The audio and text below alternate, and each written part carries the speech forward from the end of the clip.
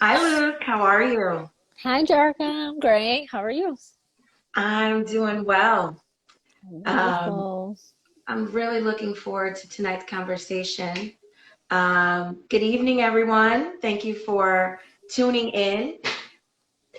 Please, please let us know where you are dialing in from and where you're joining us. I know there's a lot going on in the world, um, but we definitely want to know who's on here with us for this conversation. Especially Georgia. Exactly. Georgia, Oh, Georgia. Georgia's on everyone's mind this evening. certainly. On my mind and on my TV, I'm multitasking here. Yes. Okay, you watch, but I want to make sure that we discuss some important information in this conversation too. All hmm right. Greetings from Buffalo, YP, EJSI. Okay, our colleagues are in the building, so that's awesome. Yes. Welcome, welcome, everyone. We are looking forward to getting started soon. But as you join, as I said before, let us know where you're calling in from. Brooklyn's in the house. Teaneck, okay, New Jersey.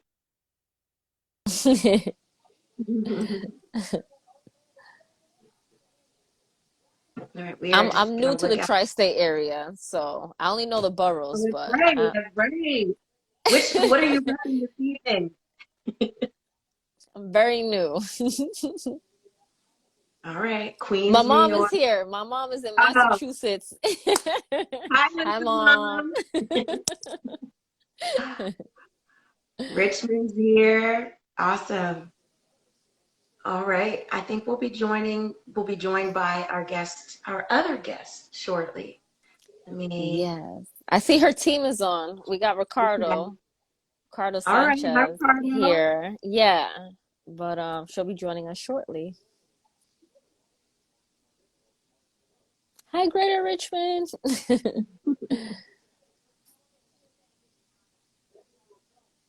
This is great. Let me double check really quickly, make sure the congresswoman is all set. Okay. I also just sent an invite as well. So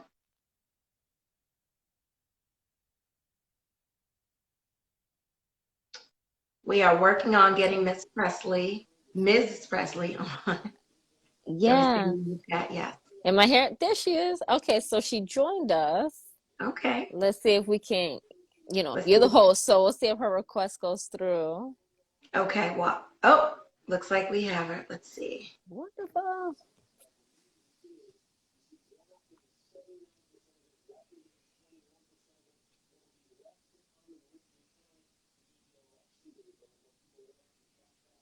Hi, Keon. Oh, so many familiar faces. Keon, Um, Sue.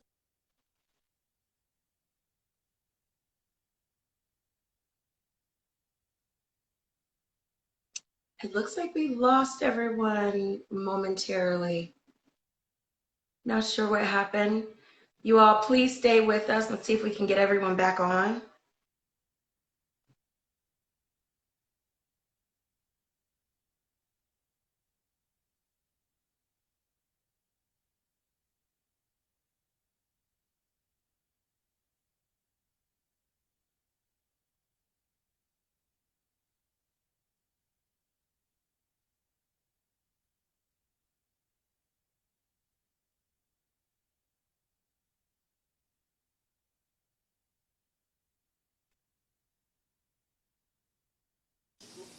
Awesome.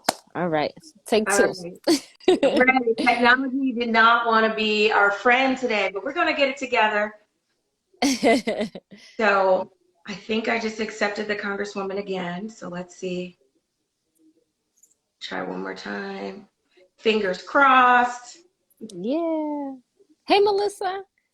Hey, we I got affiliate services in the house. love it. More Massachusetts. Hi, Marisol. It's just like a virtual reunion for me. It's making my heart happy. Oh, we just got a note saying unable to join. Let me see. our time.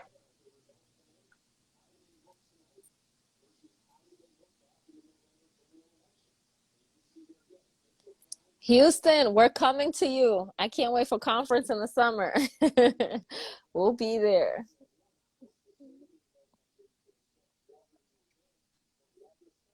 Hmm. All right. Some technical difficulties.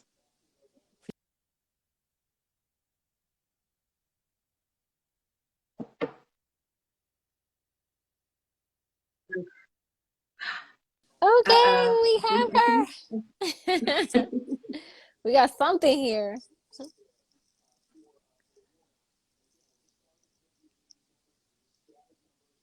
Wow. Hi, Congresswoman. I can't hear you, We Rep. can't hear you. There we go. We can hear you now. Well, my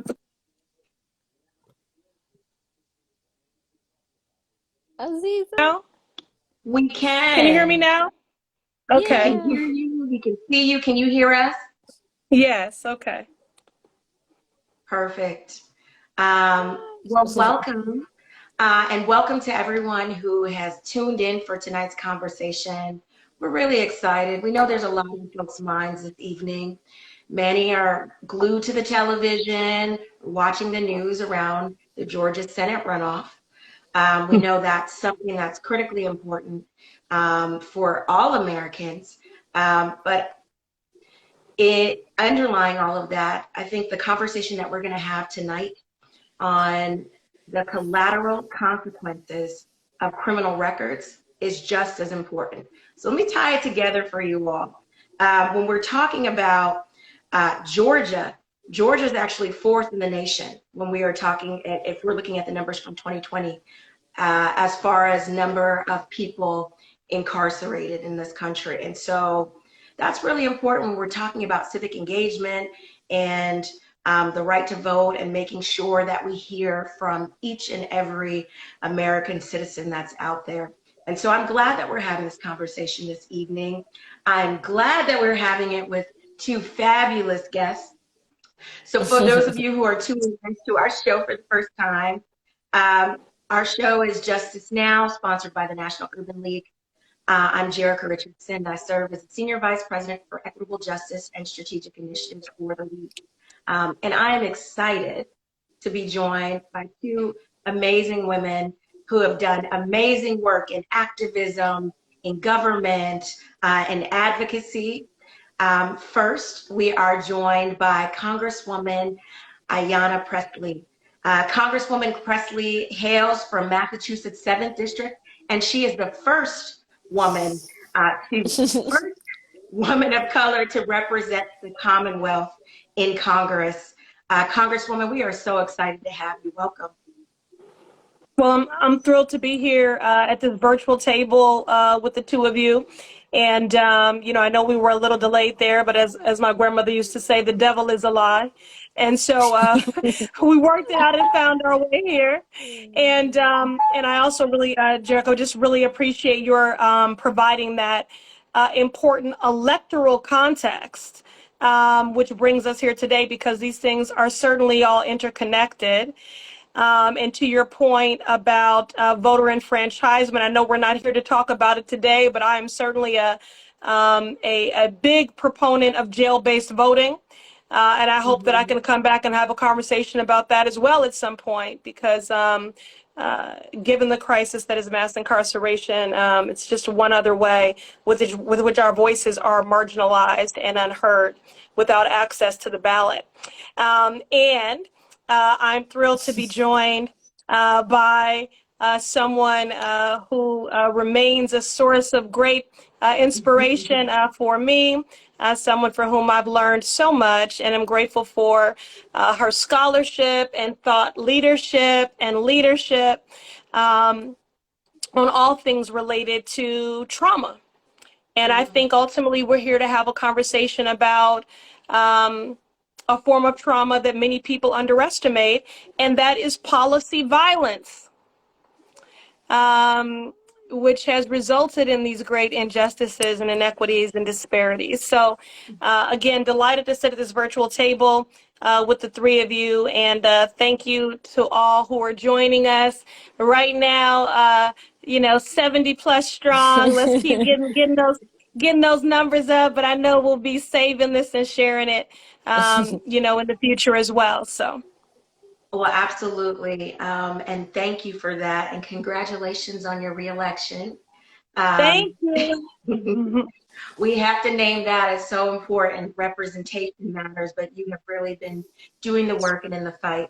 And I want to thank you because I am privileged to work with the amazing Luz Villar, who is senior manager on the Equitable Justice and Strategic Initiatives team here at the National Urban League. That Luz, part. yes. Has been really, really, really leading, leading our work in the expungement space, which I know we're going to talk about more this evening. But she's an absolute rock star, and like her name, has brought so much light to our organization and work. And so, Luce, I'm so happy to have you. Welcome. And Congresswoman, I do want to say thank you because as a woman of color, I know how important mentorship is. And so we thank you for pouring into Luz, who is now pouring into us. Luz, thank you so much. Welcome. Yeah, absolutely. Thank you, Jerica. And this is truly a full circle moment for me. I really have to, I can't speak to my experience with the Congresswoman without mentioning just the empowerment, the encouragement, and the support she gave me to like find my niche in this work. And so thank you, Rep Presley, for just giving me the full autonomy to just like find my footing and feel emboldened and empowered by it because here I am now. I never anticipated this. But she would always tell me, go get your degree. Like, go do what these folks do. Go far. And so I truly appreciate that. Truly, lifting as you climb. If that was a person, that's our Congresswoman. My forever Congresswoman. I'm in New York now, but that's my forever Congresswoman. Know that. You can still vote in, Mom. You're right, but I gotta update my address and some things. So I'm kidding. But no. Yeah. All right. Well, let's get into it. I know we got to this a little late. We've got a lot of ground to cover, so I will turn the mic over to you. Well, thank you for that. Yes, we have so much to cover. But I think it's important to always set the stage. There's probably no one on that has tuned into this call that does not understand the magnitude of this problem in this country. When we are talking about the statistics, 1 in 3, right? 1 in 3 African Americans will have a criminal record. And criminal record can mean anything ranging from an arrest to a conviction and to serving time. So we know it's a broad swath, it's a broad scope. And so many of us have been impacted by it in our families. That has been part of my personal journey and really trying to support relatives that have, been impacted by the system. But I would love to really turn to each of you and just kind of ground this conversation and hear a little bit about why you do what you do. Congresswoman, I know you've been doing this work for a long time, probably dating back to before you were even a councilwoman. And so I'd love to hear your why. And Luz, I would love to hear from you, your lived experience and why you do this work. Absolutely. I'll let you take the floor first. Okay. Conversation lady. So you all just feel free to jump in and we will help each other. Okay. Well, I don't know. As I think of my origin story, I guess, as someone who wanted to break cycles of intergenerational trauma and poverty and violence, the more that I leaned in, I came to better understand why that was, why those cycles were repeating and what were the common themes and variables and policies showing up in the lives of the most marginalized. I am married to a Black man who is a survivor of mass incarceration, who was at one point involved with our our criminal legal system and justice involved from the age of 11. And, after, um, after being incarcerated and reintegrating back into society, has gone on to make extraordinary contributions. Um, and breaking the cycle for so many others. The same is true for my father. My father, who is a Black man and was incarcerated, because his substance use disorder was criminalized. He deserved on-demand culturally competent treatment, but because his disease was criminalized and said he was incarcerated, and it was incredibly destabilizing. And growing up as a child of an incarcerated parent, I felt great shame and isolation about that. And so, ultimately, what motivated me to lean in on addressing the crisis that is mass incarceration and all the collateral consequences that come along with it is recognizing that, no one is serving that time alone, that, entire families are serving that time. And as Angela Davis so often says, people think that, social problems go to jail, but human beings do. And those human beings, those individuals are connected to families, and those families are a part of broader communities. And this is all the result of policy violence. And so I wanted to do the work of disrupting this cycle, this legacy in this country of treating trauma with more trauma. And in the same way that we have seen hurt and harm legislated, I wanted to now use the power of the pen instead to legislate healing and to legislate justice. Mm. I love that. Luce, definitely would want to hear your story and why you care about this work, why you're involved in this work as you continue to build out expungement for the National Urban League. Yeah, absolutely. Very similarly to the Congresswoman, that first-hand experience through having an incarcerated parent, understanding the administrative burdens we face in trying to find housing and government assistance, having a parent who's been impacted by the criminal legal system, having that record that follows you from an incident that she was a part of at 16, 17 years old, by just being an accessory and not even directly the person creating any kind of impact. But just being an accessory and how that has followed her, having 4 children by the age of 25, going into the foster care system. It's like the Congresswoman said, the family served those sentences, not having that man, that father figure of the house, and then just seeing how my family was vilified in a way. And to me, my older brother saved my life from a burning house. My mother is, I mean, she could, turn water to wine, make $1 out of 15 cents. So I've seen that firsthand. But if you let society tell it, it's, they look at these records and these stats that they, pin against folks of color. And I knew it wasn't true. So I had to keep pushing through I never knew it would be through policy. Like I said, I happened to be very privileged to come across a Congresswoman. And, I got to say, she hired me when 42 other organizations would not, because I did not have my undergrad degree. And on my first day, she made sure I promised her I would get my degree. And I'm gonna just say 5 years later, I got 2 degrees now. So thank you for that. That part. 2 degrees. Yeah, that part. Truly, Yeah. but truly, it was just seeing, the narrative society painted about my family, and then the one I truly knew. And I knew I had to keep pushing through to show that that's not the case. And stats and numbers will tell us a different story, but I am in control of my own. So that really what it was for me. And it was perfect alignment meeting the Congresswoman. Back when she was in City Hall, I'm an OG. I gotta state that. We go way back to Boston when we was little beans.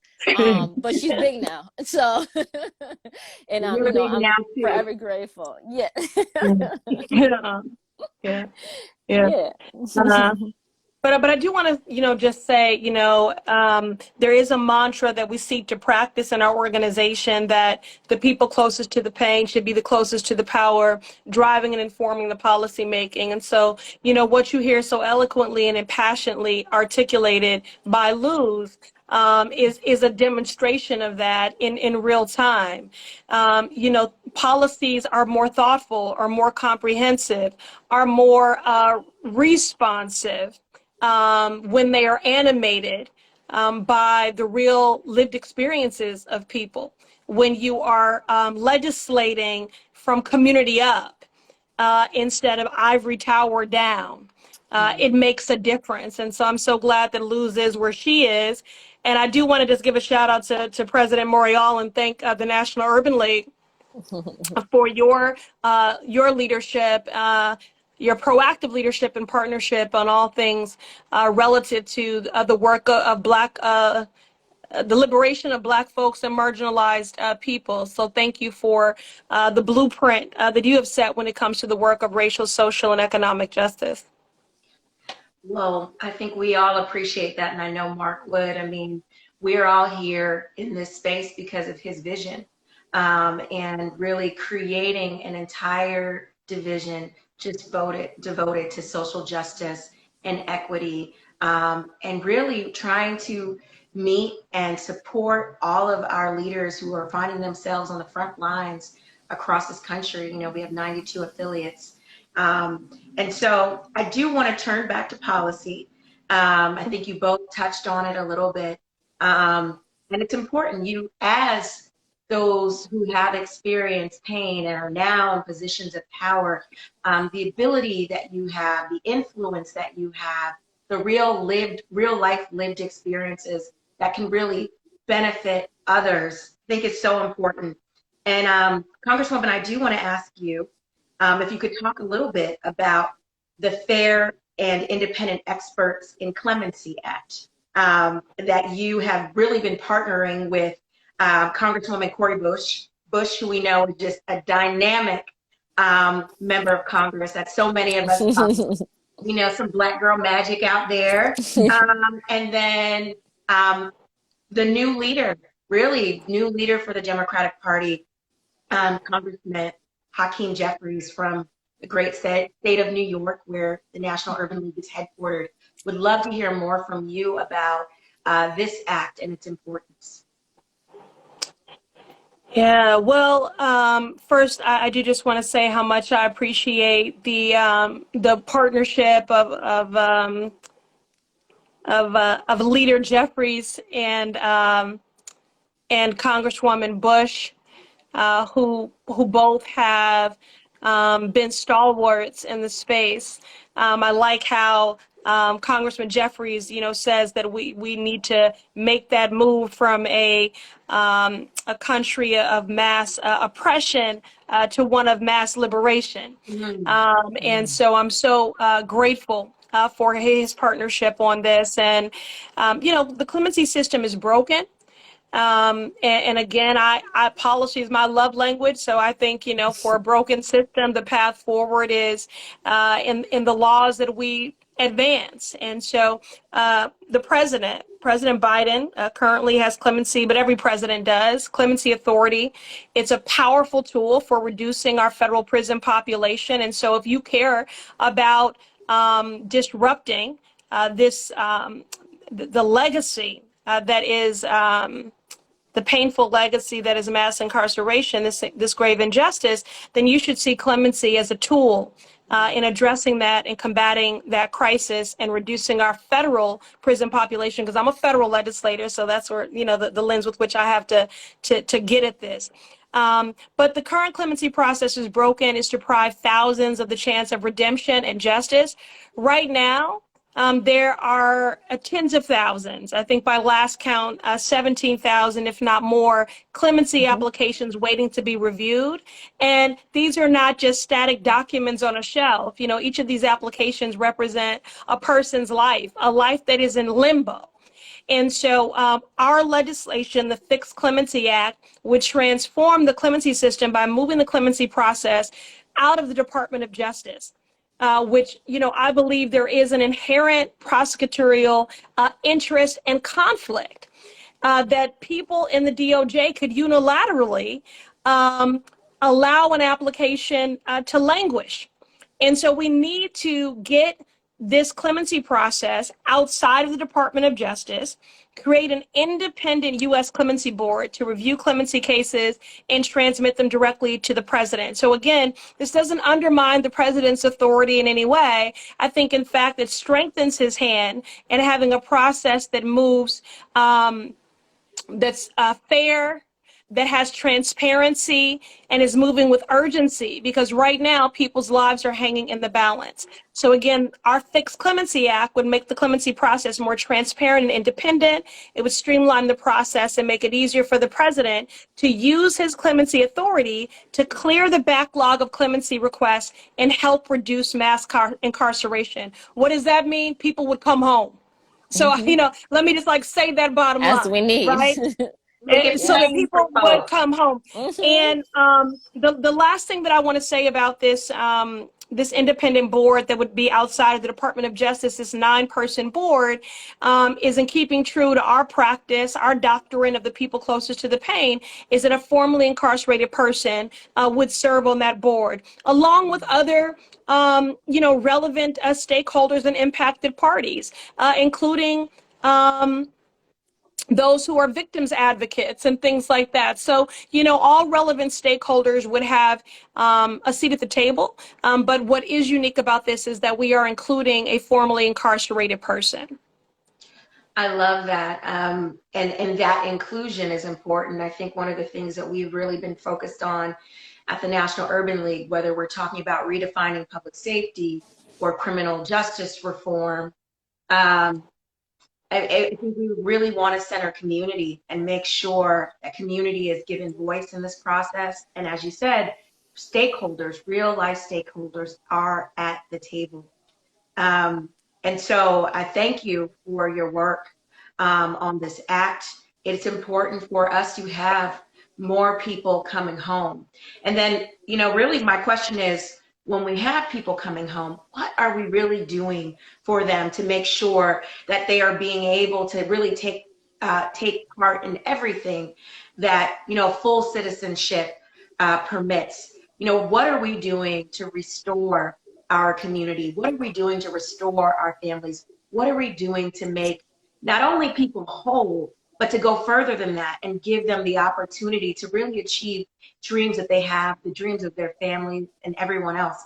We know there are a lot of barriers to that, even when you have had the opportunity to come home and be a returning citizen. And so, Luz, I really would love to hear more from you about your vision for the expungement project at the National Urban League. What would it do? Really, how is it important? How does it serve as another important tool in all of our toolkits, just like this Clemency Act would be for those who have been impacted and for their families? Yeah, thank you for that. Before I go into that, I wanna touch upon something the Congresswoman mentioned. I know you are a federal elected official, but coming from City Council, we have this open door policy, and so because of my work with her and never kicking the can down the road or just really addressing the problem head on, doesn't matter, who's asking for the help. If we know how to get to it, we're going to give them that resource. And through that, I've been able to work with constituents in the Massachusetts 7 to get their records expunged and sealed. And so to your question, Jerica, about, the importance, really the urgency of record relief, there's so many different terminologies. It's vacating, non-disclosure, expunction, expungement, sealing. All these words essentially means delete this record or seal it so that it, folks, the public does not have access to it. And it's so important because when we're talking about access to government assistance for housing, if you have certain charges, whether it's a state or federal crime, if it's related to a certain drug, you may not have access to housing. If you are a convicted felon, you may not have access to voting rights. So now we're discarding this human capital that we could tap into and utilize, but we're discarding it. And so the purpose and really the importance of the expungement project, that's what we call it here. It's expungement in the East Coast, but really it's record clearance and relief. And that includes clemency and deleting the record and sealing it from public view. But really, this shouldn't be a stain that follows the person once they've served their time. And let's be real, Black and brown people are over penalized, right? So they're over serving their time, and then they're coming home and this stain is following them wherever they go. So now they're denied financial aid to pursue higher education. They're denied housing access, so now they're unstable. And they're denied other government assistance like food stamps and access to just financial support. And if we're going to take it a step further and really include cannabis and the emergent market there, entrepreneurship. Our formerly incarcerated folks are being denied federal relief from, disasters, COVID, a pandemic, unemployment. And in the same vein, I mean, right now, the Department of Labor, they give out so much money through the WIOA Act for those who are formerly incarcerated. But even those folks who are formerly just incarcerated do not qualify under the dislocated employees. And that essentially is anybody who's been laid off or cannot find work, the entrepreneurs, due to any economic conditions. So why aren't our formerly incarcerated folks included in that? So while we figure that part out, we should work on expunging their records and clearing their records, because right now too, there's so many states off top of mind. There's 7 states out of our 50 states that have automatic expungement laws for cannabis specifically, and that hasn't even taken place. And so, there's definitely this accountability part of our government system having to do its legwork, and we're going to figure that out. But also on our end, just informing the public of like, hey, you have access. If you pay taxes, you have a right to all of these resources. And also these stains that are following them once they're incarcerated should not continue to follow them. It should not. They paid their time, overpaid their time, if we're being frank. And, it's time we include them and restore their civil rights and welcome them back into society. True integration and reentry. This is the part of the holistic approach, eliminating their record. They serve their time. I love that. And I love that you put the emphasis on holistic approach, right? There are so many challenges. And if we are really trying to be progressive and move the ball forward, we can't just focus and kind of stop. It's like, okay, your record's cleared. How are we tapping into the amazing work that so many organizations are doing across the country? I know the League has always been focused on economic justice, education, and empowerment, and really making sure that we are not just giving people opportunities to have a job or housing, but that we're actually helping them pursue the type of life that they want to live, right? It's not just, there may be, oftentimes we think about jobs and job opportunities. There has been maybe more space given to folks who are returning citizens in blue collar jobs, but there might be someone that wants to go back to school or pursue a law degree. I feel like some of the most brilliant lawyers and attorneys I've interacted with have been those who have been impacted by the justice system, have been incarcerated themselves. So, I mean, it really comes full circle back to what you were saying before, Congresswoman. We just really want everyone to be able to achieve their full potential and live the lives that we want to live. And I mean, there's a lot. We've talked about clemency. We've talked about record clearance and expungement. I also think Jerica, I'm sorry. I just want to just make this. First of all, we're discussing a very serious matter, one that's of life and death as far as I'm concerned. But I am smiling so broadly and so deeply, and I don't want anyone to mistake that. But the reason why I can't stop smiling is just listening to Luz. That's it. I'm just like, she just knows this stuff, and feels it from her bones. And you just give me so much hope about what is possible. And I did just want to pick up on one point she made and just speak to impacted families. And just, I was speaking earlier about the psychological toll and impact of having a loved one who is incarcerated, or perhaps, you yourself have been. And there is, I want you to move with agency, and to know that, even where you are being warehoused, and especially when that is true, that every elected official is accountable to you and your Mm-hmm. family. And I just wanted to just lift that up because sometimes we can talk ourselves out of that which is our equal birthright and our civil rights because we are buying into the messaging that Luz was talking about. And so you might not assert your right. One of the things that's always bothered me is that when we do the census count, that we have folks being counted in the census and funds, based on where they're being warehoused, instead of those that census count and those monies going to the communities where folks came from, which are ecosystems where one cannot thrive and where there's not equitable investment. There's been divestment and under-resourcing. And most of those correctional facilities are in suburban areas. So here you have people being Mm-hmm. counted in the census according to where they're being warehoused, that determining the federal resources that they get. And then we still wonder if it's within our right to make a phone call to a member of Congress, a state senator, a state rep, a governor, a mayor, a city councilor. And I just want you to know that that is your right. Mm-hmm. And that's a 100%. powerful, powerful point. Because not only are we losing family members, not only are people disconnected from their community, and is it hard for folks maybe to visit and all of that, we're actually taking dollars out of that community. We're taking resources out of that community, and we're enriching another with mass incarceration. So as That's we right. are destroying families, we are enriching other families. And I think that's really important. I'm glad you lifted that up. Takes us back to Georgia again, right? And really the push on public education that we need to do in this country. Because while there has been a lot of conversation about what happens to those who are formerly incarcerated and restoring voting rights, it differs depending on where you are. We also know that there are jurisdictions in this country, there are states in this country where people are actively participating in the electoral process while incarcerated and voting, and voting for folks to represent them and really advocate on their behalf, could take on issues that they care about.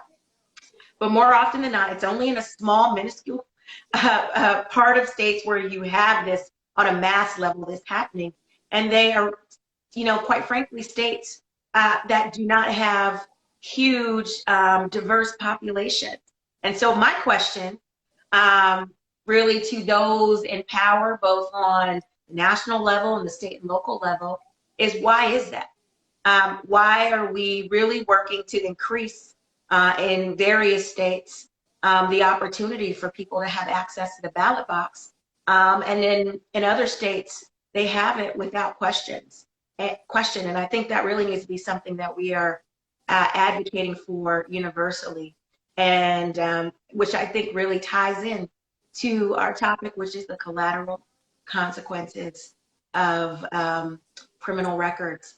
Um, I'm I do smiling think that, listening to you too, Jerica. You know, well, I'm glad you're you smiling. I do come on want to with take that a step word. Come back on with and that give. word and that important contextualizing and just show people how all these things are connected. It's no secret that when Luz first came many years to work go to work with me, I never say for me, with me. She was a little cynical about politics and this whole thing, and we would often come into contact with people who would say, "Well, I'm not into politics," and Luz got to the point where she would be saying, "Well, politics is into you." Because it's quite literally Yeah. determining every single aspect of your life.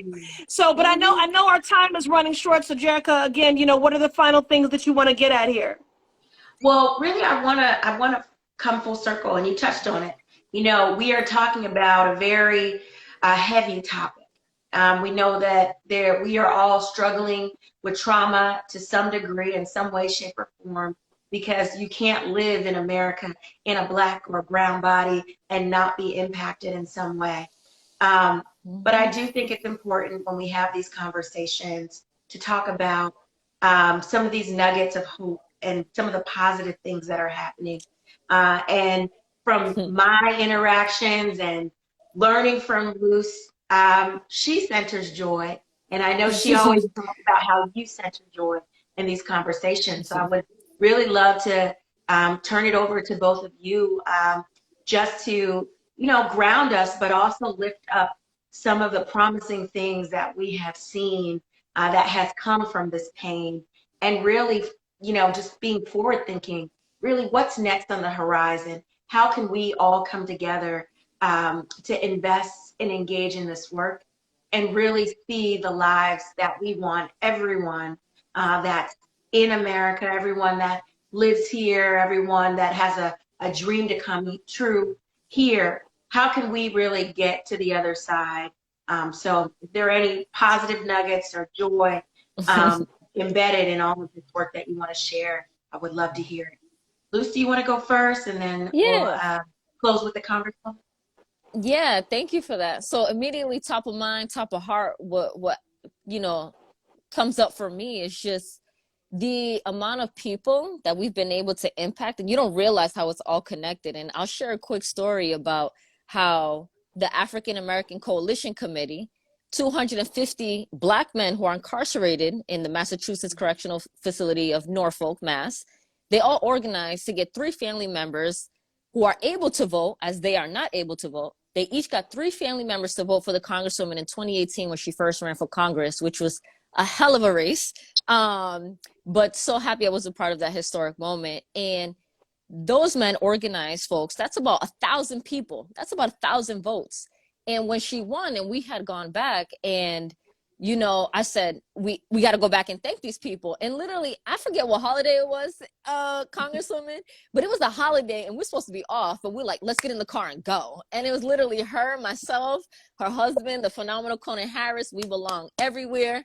And we get in the car and we drive 45 minutes and we go down to this prison, and I'm signing in, to be able to go back and speak with the men behind the wall. And there was a small search bar, and I had been looking for my father for 20 plus years. And the family was so disconnected. My father was. Uh-oh. I don't want to lose. This is an important No, I don't want story here. Are we gonna get her? I saw her move rooms, and I thought it was to get a stronger signal. Okay. Can you still hear me? We can. So why don't you join? Why don't you jump in, and then if we have Lucy, we'll have her walk up when she comes back. Okay. All right. Okay. So what I want to lift up are those who didn't forget about those behind the wall after they came out. People like Andrea James. Shout out to the National Council for Formerly Incarcerated Black Women and Girls, Andrea James, Stacy Borden from New Beginning Reentry Services, Abigail Forrester, now at Teen Empowerment, my beloved husband, Conan Harris. These folks are out here being modern day Harriet Tubmans, making sure that they are conductors on the Underground Railroad, and I would credit Luz as being one of those conductors as well, because of the vigilance of families and elected officials, representatives in the elected officials' offices who challenge people to hold them accountable and to push for more and to push harder and to work collaboratively. Again, we've been able to bring so many people home, and I do want to share with Luz one of those folks, Rich, who is actually, our daughter's godfather. Although they've never met in person, he's been away on a wrongful conviction for 31 years, and I get emotional thinking about the fact that in 10 days he's coming home. And but I also, my heart breaks for those who came home too late and their parents have passed, or they've lost their children or things like that. And so, my heart breaks and then it's full all at the same time, with the goodness and the joy of what's possible. And so I just want you all to know that your lived experiences matter, your stories matter, your activism matters. Every bill that we write, like the People's Justice Guarantee, every convening we do, the historic convening of the Congressional Black Caucus, coming to do a field hearing at MCI Norfolk, our advocacy on no cost calls, my amendment passing this week, justice for incarcerated moms to stop the practice of shackling incarcerated pregnant women. I mean, none of these things are possible if you don't raise your voices. So I will just say that, I just want to continue to lift up your power, your agency for those impacted families. And again, shout out to those who, once they did re-enter, didn't forget about those behind the wall. And we just have some incredible representatives out here, doing that work. And for those that are newly home, welcome home. Mm. I love that. Thank you for really just sharing all of that and sharing the wins. And also, acknowledging that sometimes justice delayed does feel like justice denied when you're not really able to reunite those families. But as you said, it all matters. So irrespective of whether you're an elected official, whether you're an advocate, really, we all have the opportunity in what we do in the day-to-day, whatever space we're in, to contribute, to really lift up these stories, to get civically engaged and really be part of the change and really push policies through and support those who are coming back to our communities while we advocate for more to do so. But we got to hear Luz's story. And I want to say this, that she was talking about those folks behind the wall who organized in my first run in 2018. They also were really critical to the election of our current U.S. attorney, who was appointed, but who was the DA for Suffolk County, and who did advance, Rachel Rollins, some very progressive reforms that were only made possible because those men behind the wall organized to ensure that she was elected. So you all are powerful. And I do want to hear Lucy's story, but I want her to know that when we lost her, Congresswoman talked about the Underground Railroad of folks that are doing this work. And she lifted you up with Harriet Tubman, girl. So I want you have to come back and watch this. You have to watch that piece. So, I said you were a conductor, Lou. You're a conductor. I want you to make sure you get all your flowers that the Congresswoman shared while we lost you for a minute. So, Luz, I hand the mic over to you to close this. Thank you. And I know the Congresswoman knows the story. And I lost y'all real quick. My phone died, but we're here now. So thank you for opening the space for me. But I was saying in my story, when I was signing in, as we went back to thank the African American Coalition Committee for organizing and getting those to vote for us, in the search bar, I looked up my father's name, and I got his inmate ID number. Not sure if it's him. Very common name. His name is Peter. And I just wrote to him quick couple sentences. I said, hey, do you have a daughter named Luz and a son named such and such with my mom's name? And he wrote me back 10 pages, front and back. Oh.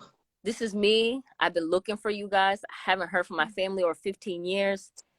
When I walked in that visiting room, the amount of men that I would go and just visit, off like work-related matters, they're like, wait, that's your father? So they made these connections. I'm not a man. I've never been incarcerated, so I'll never understand the dynamics. I can never just say, just do this or just do that. But for them to do that on their own, and then for it to really come full circle, we were celebrating the welcome home of Keon. Welcome home. I know he's on the live. Brother who was exonerated, falsely accused of a murder when he was 17 years old. When he came home at the beginning of 2020, I was sitting in a room celebrating him, and I didn't know the whole time his daughters, I had been informally mentoring them as they were members of the Boys and Girls Club in the community. And so, just to bring this all full circle back to your point of like, what are the nuggets and the moments of joys? If you just never know who you're impacting. And the way I move in this space is just with my whole heart. And, I've been thankful and privileged enough to have the Congresswoman to embolden me to do such. We're in a workspace, and I went from scrappy to sensei. She knows what I'm talking about. That's right. I've always been a fighter for sure, but I've had to sharpen my tools and change them up a little bit. And it always just gives me hope. My hope has definitely been restored just through working with the constituency and working with a politician. It almost feels weird to call you that, because to me you're an activist, Congresswoman, and truly a warrior. And I remember she told me, I don't want no yes people around me. And so, creating that space to go back and forth, welcome different voices, different perspectives to the table.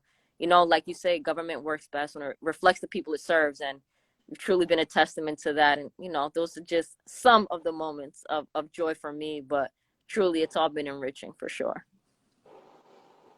Well, thank you, Luce. Thank you, Congresswoman, for sharing your stories, sharing your light, really inspiring so many of us that have tuned into this conversation, to be continued. And we would love to have you back, because there's so much more that we can talk about. I think tonight we scratched the surface, but I think we all know how important it is for us to engage more. Thank you for joining us. To everyone who has tuned in. Recognize when we are talking about supporting our returning citizens, when we are talking about advocating for restorative justice and restorative measures in our country, that's a responsibility that we all have. It is important that there's work that we can all do, and recognize it is justice work. No matter how you slice it, how you dice it, it is important that we all engage in this work. And so I thank you all for joining us. We will be tuning in to see what happens in Georgia, but I think this was a very much needed conversation. So until next time, remember, the time for justice is always now. Thank you, ladies. Thank you for being with us, and thank you for everyone who's tuned in. Take care. Thanks, Thank you Jerica. so Thank you, much. Luz. Thank you, Congresswoman. Thank you, Jerica. Fix clemency out. Get into it, y'all. Absolutely. All right. Take care. Take care, y'all. Thank you.